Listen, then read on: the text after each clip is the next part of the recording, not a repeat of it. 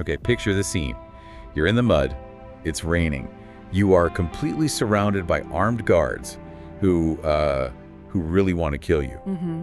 And you have just done the one thing in this world that guarantees a death sentence. You didn't just insult a royal. You punched him. In the face. Repeatedly. It is the ultimate oh no moment. It's that second where a charming story about a hedge knight trying to, make a buck turns into this high-stakes legal nightmare. That is exactly where we end up today. We are unpacking the Squire, the third chapter of this saga. And frankly, this is the moment where the training wheels come off. They really do. I mean, up until now, we've been following Dunk, seeing the world through his perspective, which is, physically high up, but maybe a little limited politically. But today, the script flips. It does. The title, The Squire, is not an accident. This whole deep dive is largely about shifting our perspective to Egg. We are seeing the world through the eyes of a boy who is trying so hard to be something he isn't. And through his eyes, we see the stark, kind of ugly contrast between the ideal of knighthood and the reality of the people who hold the titles. And what a reality check it is. But before we get to the royal beatdowns and the treason, we have to start with how this thing opens. It's surprisingly quiet. Domestic, even. Right. And this is so crucial for establishing Egg's character. We see him grooming Thunder the horse, polishing armor, trying to learn how to patch his own clothes. He is taking the role of a squire incredibly seriously. Which is pretty funny when you think about who he actually is. I mean, he doesn't need to know how to groom a horse. He has servants for that. Exactly. But he doesn't want to be a prince right now. He wants to be useful. There's a real humility there. But of course, because he's a 10-year-old boy, the conversation eventually turns to, biology. Oh, the sewing scene. Egg's asking Dunk about puberty, specifically about growing hair in, let's say, personal places. It plays like a classic awkward kid question, but there is something else going on there, isn't there? There is. If you look past the humor, you see the anxiety. Remember, Egg is bald. He has shaved his head completely. He tells people it's for lice, but we know the truth. He's hiding that silver gold Targaryen hair. Right. The hair is the dead giveaway. Precisely. So when he asks about hair growing elsewhere, he isn't just curious about becoming a man. He's realizing his own biology is a threat to his disguise. I mean, he can shave his head every morning, but what if he starts growing silver hair on his chest? The game is up. It's this constant low-level paranoia he's living with. Stress disguised as comedy. And speaking of things that almost give him away, we have to talk about the song he's humming. He's just whittling away at a stick, casually singing to himself. The song about the anvil and the hammer. Yeah. To Dunk, it's just a catchy tune. But the lyrics are oddly specific. This is a massive tell for anyone who's paying attention. The song isn't just folklore, it's recent history. The anvil refers to Prince Aegon, who is Egg's father, and the hammer is Baelor Breakspear, his uncle. The song is about a specific military tactic from the Blackfire Rebellion. Aegon held the line like an anvil, and Baelor smashed the rebels against it. It saved the dynasty. So for a random stable boy from Flea Bottom to know the tactical nuances of a battle that happened over a decade ago. It's highly suspicious. Most small folk might know who won, but they wouldn't know the nicknames and the pincer movement. Egg knows it because he probably grew up hearing his dad brag about it at the dinner table. He can't shut off his education. And that intelligence gets him into trouble almost right away. They run into that knight with the eye patch, Robin Riesling. Attorney veteran. And Egg gets snappy with him. Riesling makes some comment and Egg just fires back. A normal peasant boy would be terrified of a knight, but Egg, he just stands his ground. It's that highborn confidence. He forgets he's in disguise for a second, but what I love about that encounter is it sets up this running gag about Dunk. Nobody knows who he is. Sir Duncan the Tall. Never heard of him. Exactly, and Egg is just constantly trying to hype him up. You will know him. He's huge. It's charming, but it underscores that Dunk is an outsider trying to break into a club that doesn't want him. Which brings us to the tournament itself. And Dunk is not having a good time. We're used to heroes who are stoic and cool under pressure. Dunk is, well, he's about to throw up. He is a nervous wreck. And that makes me like him more. He has an upset stomach, the sweats, it's visceral anxiety. And why shouldn't he be nervous? Look at the economics of it. He's broke. He's beyond broke. He has put everything he owns into this. His horse, his armor. If he loses his first joust under the rules, he forfeits all his gear to the winner. So it's not just, I lost the game, it's, I am now homeless and defenseless. Exactly. The other knights, the lords, they're playing for glory. Dunk is playing for his life. That nausea is the poverty trap made physical. Which makes the temptation in the next scene so much stronger. Hmm. We meet Plumber, the steward, this slippery, bureaucratic guy who pulls Dunk aside with a business proposition. The classic match-fixing scheme. It's a tale as old as sports. And the plan is pretty detailed, right? It's not just take a dive. No, it's sophisticated. They want Dunk to fight a lord's son. The plan is to have the son win a few matches to mess with the betting odds, and then eventually he'd throw the match against Dunk. So Dunk would win, the bettors would clean up, and Dunk gets a cut. It sounds like free money. And Dunk is sleeping on the ground. This could set him up for life. But he shuts it down instantly. He doesn't even consider it. And this really gets to the core of Dunk's morality. He says no because he views knighthood as a sacred vow. To him, sir means something. And ironically, the people actually running the tournament, the real knights and stewards, they see it as a scam. Dunk is the true believer. The fake knight has more honor than the real ones. But then things take a sharp left turn from corruption to, well, the supernatural. We have to talk about the prophecy scene. The puppet show fortune teller. This is where the story hints that we are dealing with forces much larger than a jousting bracket. Dunk and Egg go into this tent, and this woman says she can see their futures. For Dunk, she says something that sounds great. You will be richer than a Lannister. Which is confusing for Dunk because he checks his pockets and, they're empty. Right. So is she lying? Or did he just miss a gold mine? Neither. She's speaking metaphorically. Dunk never gets rich in coin. But in terms of legacy, he becomes Lord Commander of the Kingsguard. He becomes a legend whose deeds are recorded in the White Book. In terms of honor and renown, he is wealthier than any Lannister. Okay, moral wealth. I can get behind that. But then she looks at Egg, and the vibe in the tent just drops to absolute zero. This is the moment that should make the hairs on the back of your neck stand up. She tells Egg two things. First, you will be king. Which at this point sounds absurd. Because he's the fourth son of a fourth son, right? Exactly. He's so far down the line of succession they call him Aegon the Unlikely. But the second part is the kicker. She says, you will die in hot fire, and that the realm will rejoice when he dies. That is incredibly dark. Hot fire, is she? Is she talking about a dragon? She's seeing the end of his life, decades in the future. It's a reference to the tragedy at Summerhall. When Egg is an old king, he becomes obsessed with bringing dragons back and tries a ritual. And it goes wrong. Catastrophically wrong. The palace burns down. King Aegon, his son, and many others die in the blaze. So the hot fire is literal.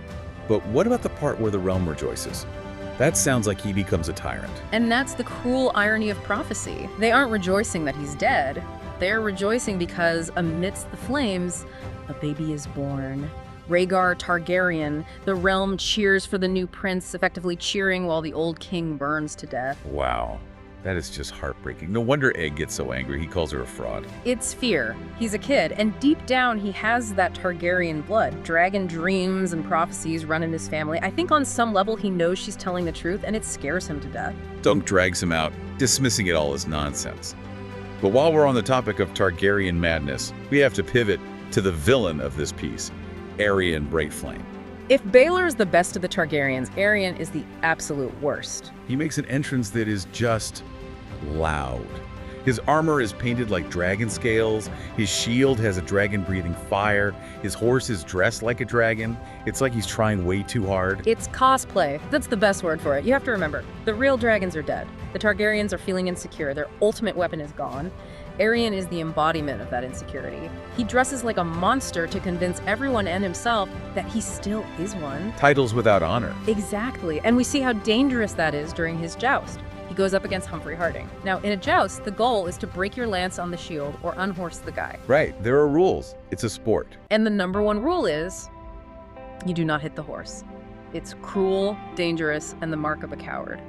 So what does Aerion do? He puts his lance right through the chest of Humphrey's horse. It's gruesome. The horse goes down, Humphrey breaks his leg. The crowd is just horrified. It creates this dead silence in the arena. Even the small folk know this is wrong. It proves Aerion isn't a warrior. He's a sadist. He just wanted to hurt someone. Even his own cousin Baelor looks at him with pure disgust. And it's important to see that, right? Because sure, not all Targaryens are like this. Baelor is the counter-argument. He represents the dignity of the house. But Aerion is the rot. But here is where it gets really interesting. It's not just Aerion giving the family a bad name. We get a perspective from the ground level that I think is essential to understanding the danger Egg is in. we meet Raymond Fossaway. The squire with the apple cider. This is such a critical conversation. Dunk and Egg are just sitting with this young squire, and he starts venting about the royal family, and he does not hold back. No, he really doesn't. He calls them aliens. He talks about twincest and blood magic. It was pretty shocking to hear a regular person speak that openly about the royals. It's the silent majority of Westeros finally getting a voice. When he calls them aliens, he's talking about their Valyrian origin. The silver hair, the purple eyes, they don't look like anyone else. They look like colonizers. And the twincest comment. The Targaryen practice of marrying brother to sister to keep the bloodline pure to the faith of the Seven, that's an abomination. Raymond is voicing a deep-seated cultural disgust. But he also mentions the wars, right? He says they just drag the realm into their mess. That's the political grievance. He mentions the Blackfire Rebellion, the Dance of the Dragons. From the perspective of a minor house like the Fossaways, the Targaryens are destructive demigods. They fight over the throne, and thousands of regular men die in the mud. Raymond is saying, why do we follow these people? They're weird, they're sinful, and they get us all killed. It really recontextualizes Egg's disguise for me. Yeah. I used to think he was just hiding from his brother. But listening to Raymond, it feels so much more dangerous. It is. He isn't just hiding from his family, he's hiding from a populace that might actually hate him. If those soldiers knew a Targaryen prince was sitting by the fire, well, mob justice is a scary thing. So the tension is everywhere. The match-fixing, the dark prophecies, the psycho prince, the hatred of the dynasty, it's all a powder keg. And the spark is a puppet show. It's fitting, isn't it? A story about fake knights ends with a puppet show. So Tansel the Puppeteer is putting on a show. It's a classic Knight Slays the Dragon story. The crowd loves it, it's harmless fun, but Aerion is there, and he is not laughing. Because of that insecurity we talked about, he sees a wooden dragon being killed by a wooden knight, and he takes it as a personal attack on House Targaryen. He can't separate the symbol from reality.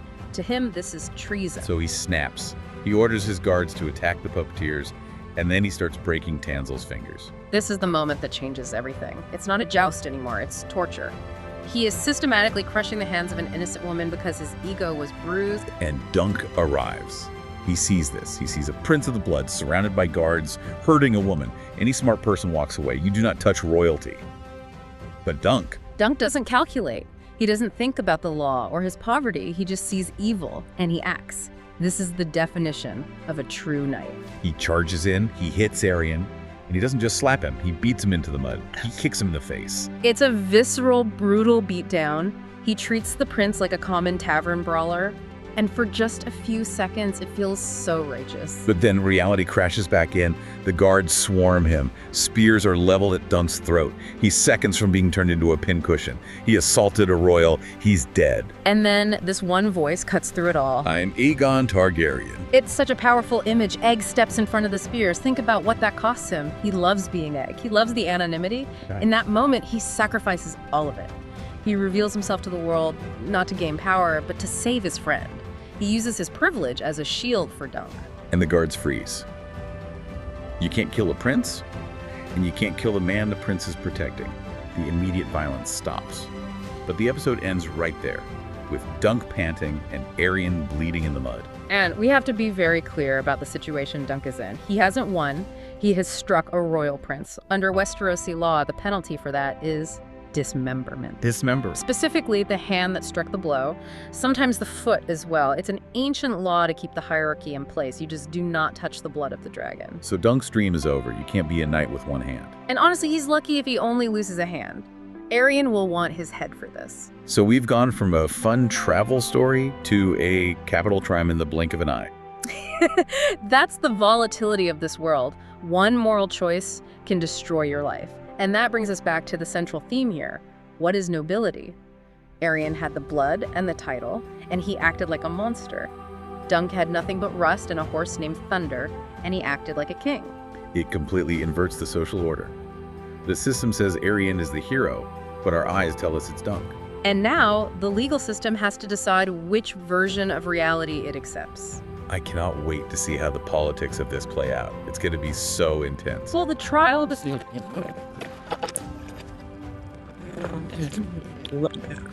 Before we sign off, I want to leave you with a thought. We talk a lot about doing the right thing, Dunk did the right thing. He saved an innocent woman. He stopped the monster. And his reward for that is a likely execution. Exactly. So here's the question. In a world like Westeros, or maybe even our world, where status protects the powerful and the good guys often finish last, is honor worth it? Is it better to be a live coward who walks away, or a dead hero? Or in Dunk's case, maybe a crippled beggar with a clean conscience. That is the question that defines this entire series. What is the price of doing good? Maul on that.